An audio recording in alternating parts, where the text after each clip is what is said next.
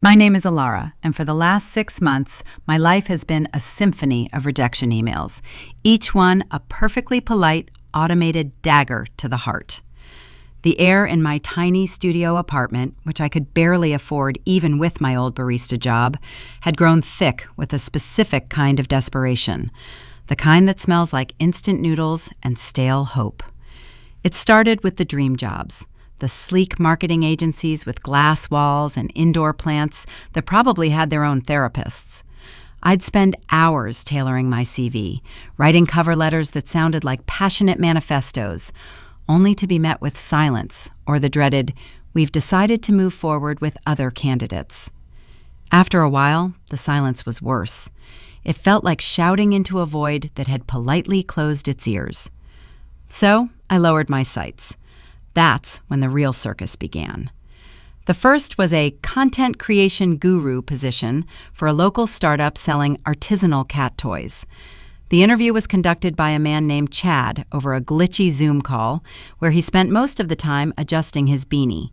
He promised a vibrant, family-like atmosphere and performance-based bonuses. I was desperate. I took it. For 2 weeks, I wrote twee social media posts about felt mice and catnip stuffed carrots, filmed 3 cats, not mine, I borrowed a friend's grumpy Persian, ignoring the products spectacularly, and designed a newsletter that Chad said needed more pizzazz.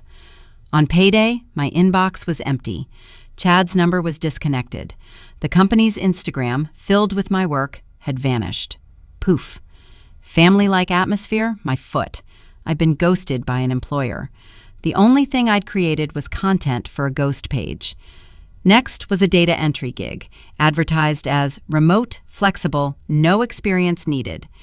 It was a labyrinthine system of uploading scanned receipts for a mysterious accounting firm. The interface was from the dial-up era, and the pay was per receipt, a soul-crushing 2 cents per.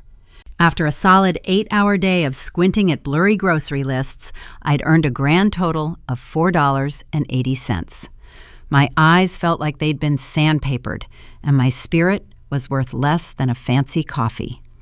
I quit before my brain completely melted.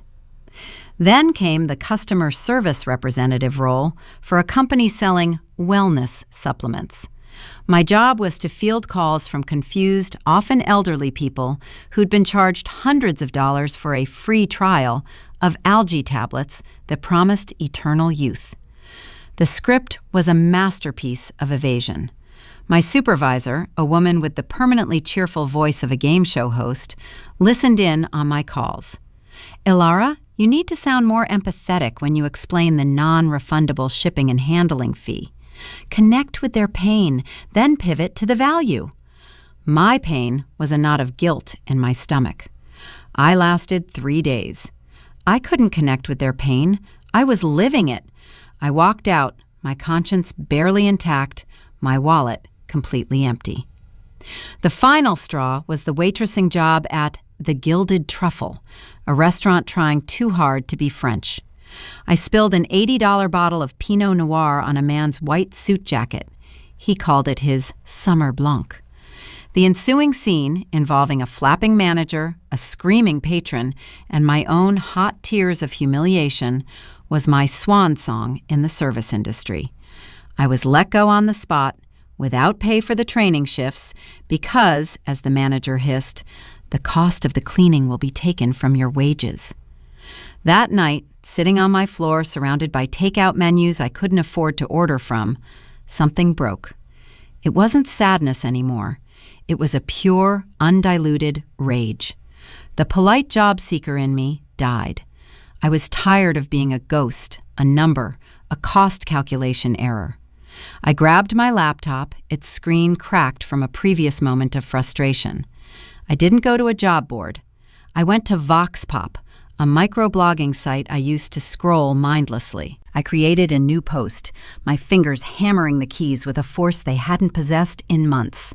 Title: The Ghosted Generation, a love letter to every boss who never paid me. And I wrote. I wrote about Chad and the Phantom Cat toys.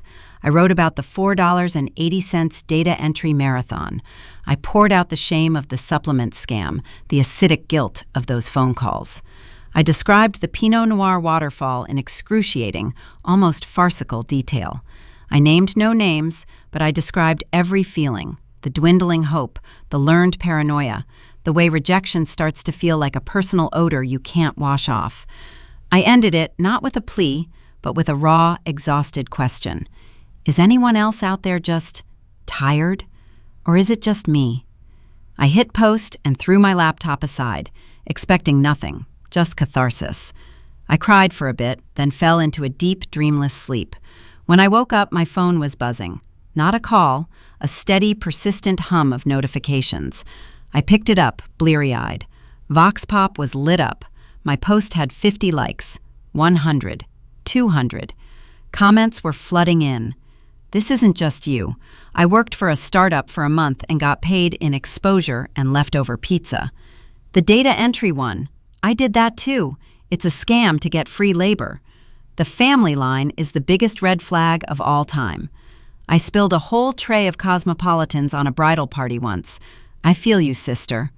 My heart started pounding, but differently this time. Not from anxiety, but from a strange, electric connection.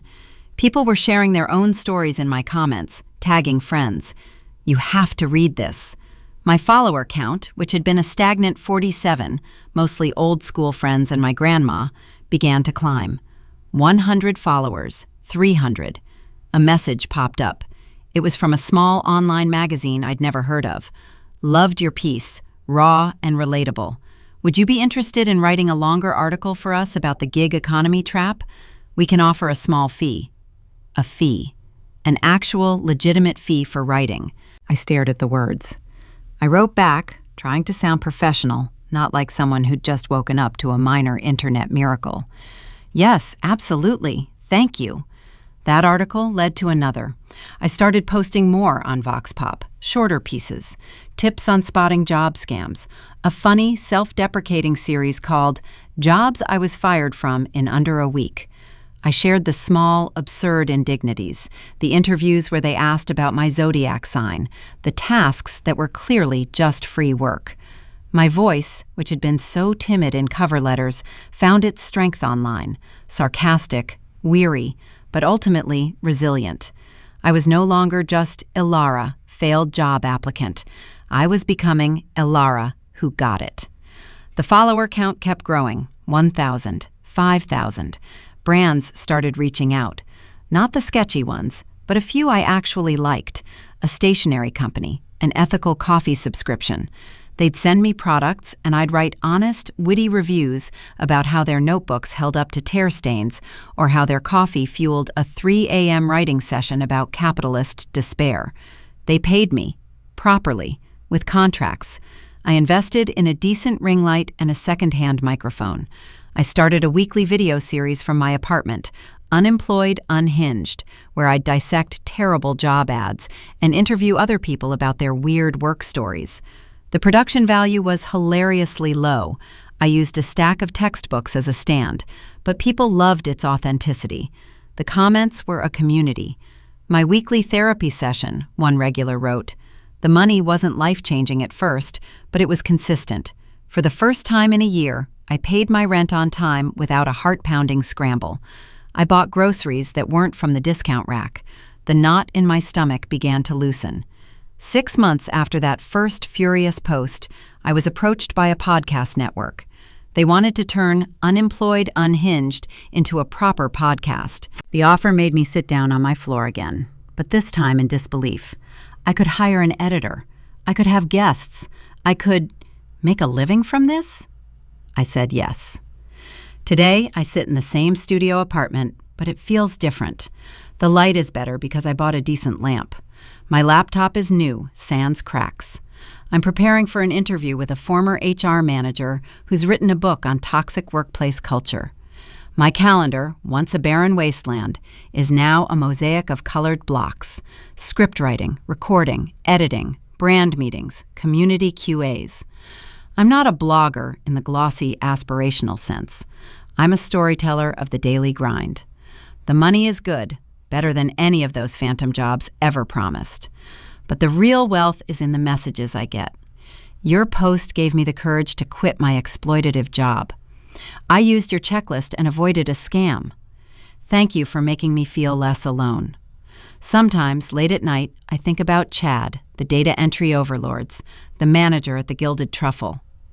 I don't feel anger anymore. In a twisted way, I feel a perverse gratitude. They were the villains in the origin story I never wanted, but somehow needed. They pushed me to the edge of a digital cliff, and instead of falling, I found my voice in the echo. I built a bridge out of shared frustration, and to my everlasting shock, people walked across it to meet me. My career wasn't found in a job listing. It was forged in the comments section, one honest, exhausted word at a time. The void I'd been shouting into wasn't a void at all.